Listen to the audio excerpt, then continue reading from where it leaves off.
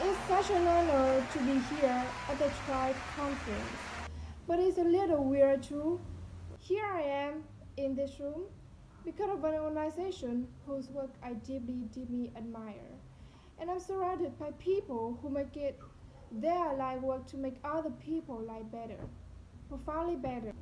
Some of you teach young people, some of you listen, some of you help young people heal and to find their voice.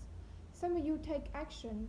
Some of you are young people yourself, in which case it's even weirder for a person like me to be speaking to you. Standards of beauty, of a good life, of success. Standards that I have to admit have affected me. You have ideas planted in your head, thoughts you never had before, that tell you how you have to act, how you have to dress, and who you have to be. I've been trying to push back, to be authentic, to follow my heart, but it can be hard. But that's why I'm here. It's weird because here I am, an actress, representing, at least in some sense, an industry that places coaching standards on all of us. In this room, all of us, can do so much more together than any one person can do alone. And I hope that thought both of you and might add that's me. And I hope that the workshops you go to over the next few days give you strength. Because I can only imagine that there are days when you work longer hours than a boss, realize or care about, to have a kid who you know you can make it. Days where you feel completely alone, undermined, or hopeless.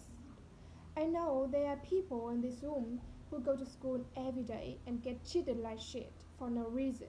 Or you go home and you feel like you can tell your parents the whole truth about yourself.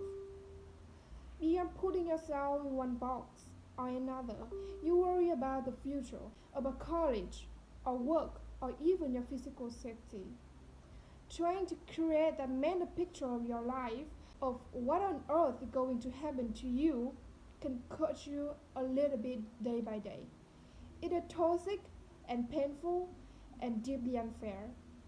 Sometimes it's a little insignificant stuff that can tear you down. I try not to read the gossip as a rule, but the other day a website ran an article with a picture of me wearing sweatpants on the way to the gym. The writer asked, why does body beauty insist upon dressing like a muscle man? Because I like to be comfortable. There are pervasive stereotypes of masculinity and femininity that define how we are supposed to act, dress, or speak. They serve no one. Anyone who defies these so-called norms becomes worthy of comment or scrutiny. The LGBT community know this all too well. Yet, there are courage all around us. The football hero Michael Sam, the actress Laverne Cox, the musicians Tegan and Sarah Quinn, the family that supports their daughter or son who has come out, and their courage in this room.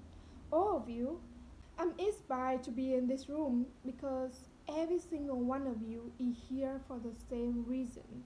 You're here because you've adopted as a core motivation the simple fact that this world would be a whole lot better if we just make an effort to be less horrible to one another.